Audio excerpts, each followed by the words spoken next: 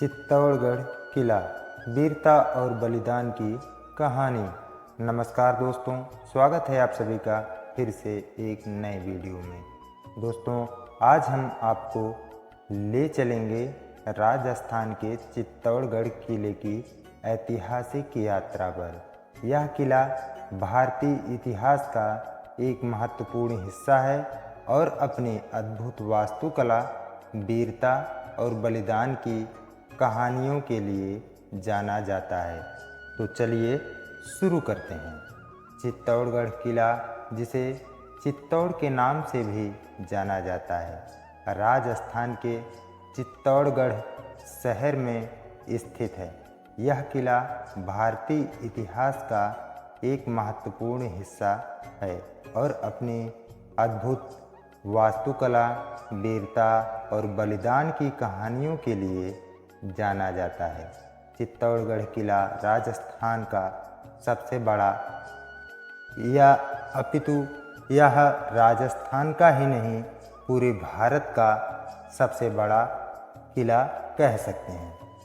यह किला 180 मीटर ऊंची पहाड़ी पर स्थित है।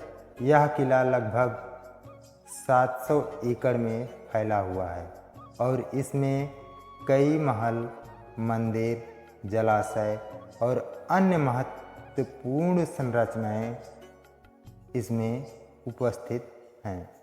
बात करें किले का निर्माण और प्रारंभिक इतिहास के बारे में, तो इस किले का निर्माण 7वीं शताब्दी में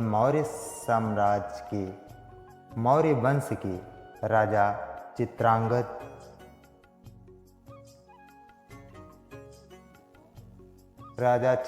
चित्रांगद मौर्य ने करवाया था। किला 180 मीटर ऊंची पहाड़ी पर स्थित है और लगभग 700 एकड़ में फैला हुआ है। किले के निर्माण में वास्तुकला की अद्भुत तकनीकी और शैली का उपयोग किया गया है, जो आज भी देखने वालों को मंत्रमुग्ध कर देती है। चित्तौड़गढ़ किले का प्रारंभिक इतिहास मौर्य वंश से जुड़ा हुआ है। मौर्य वंश के बाद यह किला मेवाड़ राजवंश के सिसोदिया राजपूतों के अधिकार में आ गया। सिसोदिया वंश के राजाओं ने इस किले को अपनी राजधानी बनाया और इसे कई बार दुश्मनों से भी बचाया। किले के भीतर कई महत्वपूर्ण संरचनाएं और स्मारक हैं, जो हमें उस समय की भव्यता और शौर्य की याद दिलाते हैं।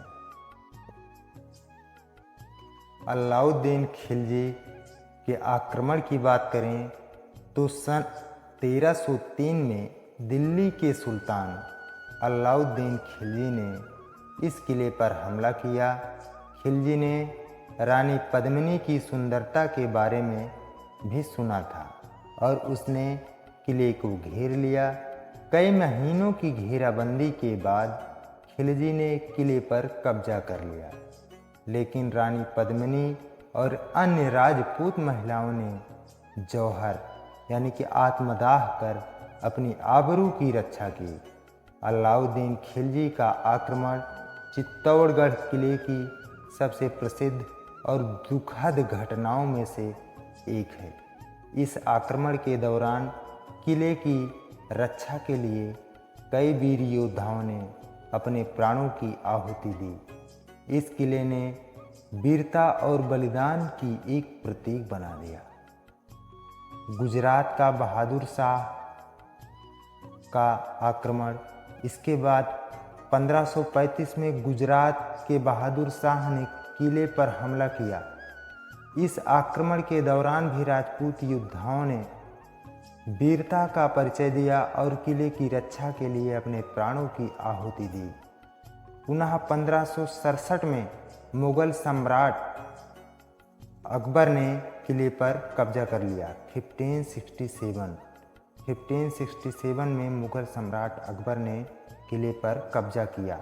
हर बार राजपूत योद्धाओं ने वीरता के साथ संघर्ष किया और किला अंततः मुगलों के हाथ में चला गया। बात करें किले की वास्तुकला और प्रमुख स्थान की, तो अब चलिए जानते हैं किले की अद्भुत वास्तुकला और इसमें प्रमुख स्थानों के बारे में। चित्तौड़गढ़ किला अपनी भव्यता और अद्वितीय वास्तुकला के लिए प्रसिद्ध है। यहाँ के हर एक पत्थर में इतिहास की कहानियाँ बसी हुई हैं। ये जो आप देख रहे हैं विजय स्तंभ, यह है विजय स्तंभ जिसे 1448 में महाराणा कुंभा ने मालवा के सुल्तान पर विजय प्राप्त करने के बाद बनवाया था। यह 37 मीटर ऊंचा और 9 मंजिला का स्तंभ है। विजय स्तंभ की वास्तुकला अद्भुत है। इसमें हिंदू देवी देवताओं की मूर्तियां उकेरी गई हैं। यह स्तंभ किले का एक प्रमुख आकर्षण है और इसकी भव्यता देखने लायक है। बात करें कीर्ति स्तंभ की, तो कीर्ति स्तंभ दोस्तों 22 मीटर ऊंचा एक जैन स्मारक है जिसे 12वीं शताब्दी में बनवाया गया था। इसे जैन व्यापारी जीजाजी राठौर ने बनवाया था और यह जैन तीर्थकर आदिनाथ को समर्पित है। कीर्ति स्तंभ की वास्तुकला भी अत्यंत अद्वितीय है और इसमें जैन तीर्थकरों की मूर्तियां उकेरी गई हैं। राणा कुंभा महल। राणा कुंभा महल किले का सबसे पुराना महल है। इसकी वास्तुकला और भव्यता आपको राजपूत शैली की याद दिलाएगी। यह महल किले के भीतर स्थित है और इसमें कई महत्वपूर्ण कक्ष और संरचनाएं मौजूद हैं। यह महल किले के भीतर में स्थित है और इसमें कई महत्वपूर्ण कक्ष और संरचनाएं हैं। राणा कुंभा महल की भव्यता और उसकी अद्वितीय शैली आज भी लोगों को आकर्षित करती हैं। दोस्तों, बात करें पद्मिनी महल, जहां रानी पद्मिनी रहा करती थी।